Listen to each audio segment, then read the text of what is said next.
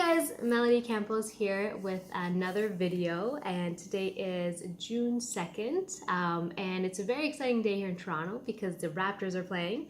So it's busy, the sun's out, so it's a really nice day. Super excited. And with that being said, because it's going to be such a crazy and amazing and hectic day here in the city, I thought I would answer a question that came in that is, what is my experience like so far riding in Toronto, especially downtown Toronto, where if you're from here or if you've heard of what the traffic is like, then you know how much fun it can be at times. So, like I mentioned in my last video, because I did my licensing and I did the safety course last year, basically I hadn't ridden since then. So not at all, right? It's not like I could like borrow someone's bike. What I did this year was when I was ready to make the purchase, I went into the store, bought the bike, and I honestly, like, in talking to the person who I bought the bike from, I did mention that. I said, you know, I hadn't ridden since a year, so what's the best way to kind of go about it? And I asked them, you know, like, is it possible that you can deliver it to my place so that, you know, I can practice in the parking lot before I actually go out on the roads? And basically what ended up happening, and maybe you had like a similar story, a similar case, was that when after I bought the bike, they made some adjustments for me. Like for instance, they lowered it, and after I rode around on it, they had to make a few other sort of like maintenance adjustments, which I found that to be so kind of them. And I did buy it brand new as well.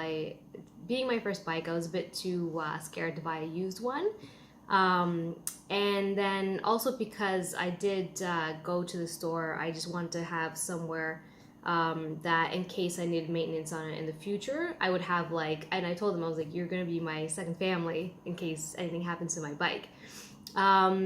So the day I did buy my bike, again, I thought that they were going to be able to deliver it for me and I would practice on my own. But it was amazing. They let me practice sort of in the alleyways behind that store. And so I would go back and forth, and then until I got my confidence up. And then, you know, just like riding a bike, like you get back into the swing of it.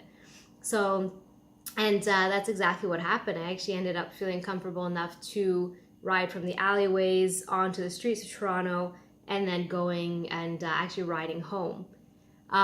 So basically, though, one thing I will tell you, and one thing that I experienced, is that yes, I was able to like get myself home that day after probably about 2 or 3 hours of riding around those alleys and slowly into the city, and then eventually to my house. Just again, if you were in a similar situation, just be very careful thinking and being overconfident about your riding ability, especially downtown. Because the next time I did take my bike, I don't think I was fully ready. And when I say that, I mean that riding in Toronto, it's nerve-wracking because there's just so much traffic. So you're gonna get a lot of that stop and go, as I'm sure a lot of you new riders have experienced. So it makes it a little bit less fun. But here's the thing. So yes, so you are going to experience a lot of stop and go, a lot of traffic, a lot of congestion. Another thing I will warn you about is the amount of like human traffic, right? Like people walking, you know, jaywalking even, you know, people when they're like crossing the roads and they don't respect the signals a lot of times too. And not to mention the bicycles that you're going by. So Toronto is very difficult in the sense where you don't get to like have those sprints and those moments a lot, but it can still be fun, of course. You know, you'll still find those when you find pockets of Toronto that aren't congested. It's a lot of fun.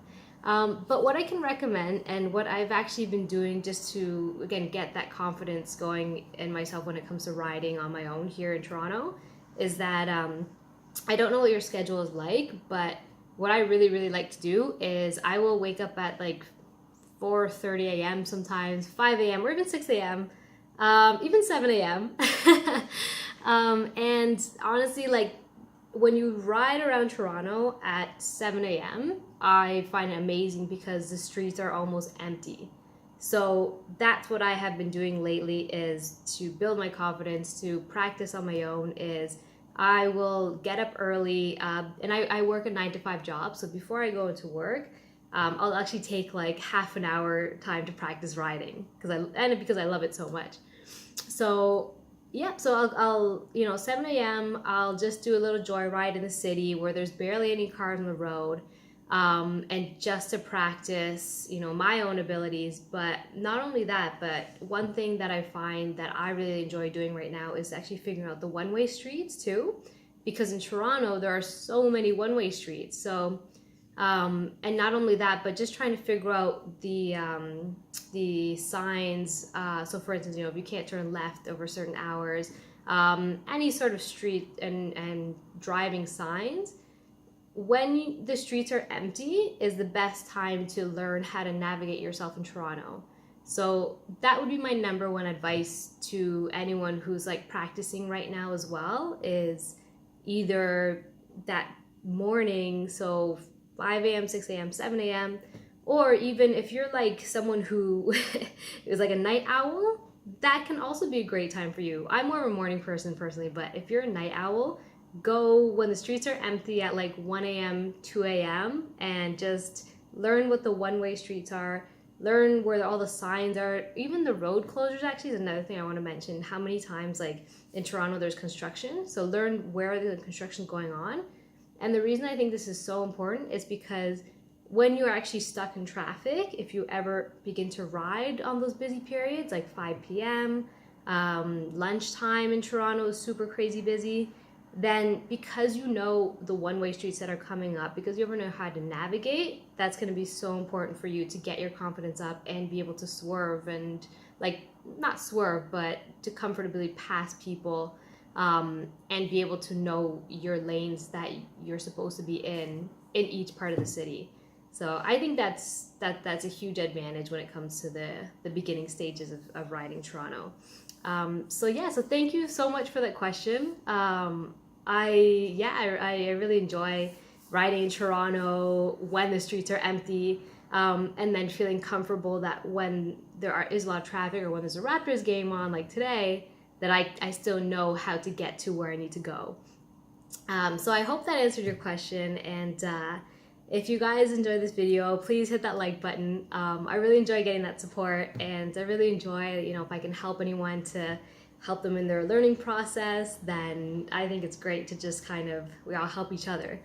And if there's any other questions that come up, like, please let me know, because again, I love talking about this subject, and Toronto this is my home. Like, I love this city. So yeah, so thank you so much, guys, and I hope you have a great Sunday. Enjoy the Raptors game if you're watching it today, and enjoy riding if you're out there too. It's such a beautiful day. I think I'll probably be able to get out there myself. And I also just wanted to share this awesome shirt that I picked up last summer, Ride Through the Six. I don't know if you have this same shirt, but if you do, please let me know, because I can't remember where I got it, but I'm hoping to get more shirts like this. So comment below if you have any cool riding shirts that you wear throughout the summer. Thanks, guys. Have an awesome day. Bye.